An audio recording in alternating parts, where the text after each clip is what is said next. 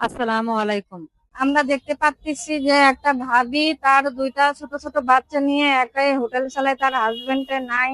এখন আমরা সেই ভাবি থেকে শুনবো সে কিভাবে হোটেলটা চালায় আর কার হোটেল, আর বাচ্চাদেরকে বড় করতেছে কিভাবে একা। আসেন আমাদের সাথে।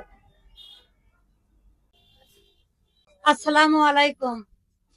ভাবি ওয়ালাইকুম ভালো সালাম। আছেন? হ্যাঁ, ভালো আছি। আপনারা ভালো আছেন?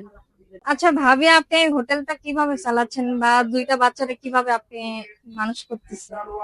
নিজে কর্ম করি করে বাচ্চাকে নিয়ে বেচাকেনা করি করে সলপলে দুই পড়ার খরচা চালাই। ও নিজে সবাই মিলে এই হোটেলের উপর থেকেই জীবনটা বাঁচে আমাদের। এই হোটেল থেকে সব? এই হোটেল থেকেই সবকিছু। এটাই আপনার জীবন, এটাই আপনার হ্যাঁ, সব? এটাই আমার সব।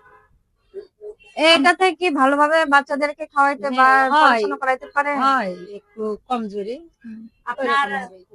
এই সকাল থেকে তো হোটেল কয়টা সকাল পর্যন্ত থেকে খোলা রাখেন? ভোর ৫টা থেকে বিকেল ৫টা পর্যন্ত চালাই, রাতে ১০টা পর্যন্ত চালাই, যেদিন দিনে যেটা লাভ হয়। হয় কয় টাকা? হয় আল্লাহ দিন একালে নেয়। দিন ১,০০০ টাকা। হ্যাঁ, নেয়। আপনার ছেলেগুলো তো আছে ওই দোকানে আছে একটা, ওই সাইডে একটা। ওই সাইডে একটা আছে। আমরা যদি আপনার ছেলেকে জামা কেনার জন্য কিছু দেই, আপনি কি নিবেন?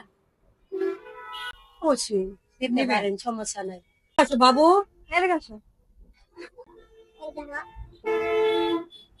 আচ্ছা, আপনারা দেখতে পাচ্ছেন আমাদের সামর্থ্য থেকে এই ভাবির পাশে আমরা দাঁড়াইতে চাচ্ছি। আপনারাও সহযোগিতা করবেন, ভাবিটার জন্য দোয়া করবেন। ভাবি যেন এইভাবে নিজের শক্তি সবল দিয়ে এই হোটেলটা চালিয়ে বাচ্চাদেরকে মানুষের মতো মানুষ করতে পারে। বাবু নাও, সাজিয়ে জামা আনবা। আচ্ছা, আর কয়েকদিন স্কুলে পরে যাও তো তো? ঈদের জামা কিনবা। আচ্ছা, স্কুলে যাও? হ্যাঁ, লেখাপড়া করবা আর তোমার আম্মু যা বলে শুনবা। আচ্ছা। আমাদের জন্য সবাই দোয়া করবেন, আমাদের পাশে থাকবেন, এরকম যেন আরো বাচ্চাদের মুখে আমরা হাসি ফুটাইতে পারি। আপনারা পাশে থাকবেন। আল্লাহ হাফিজ।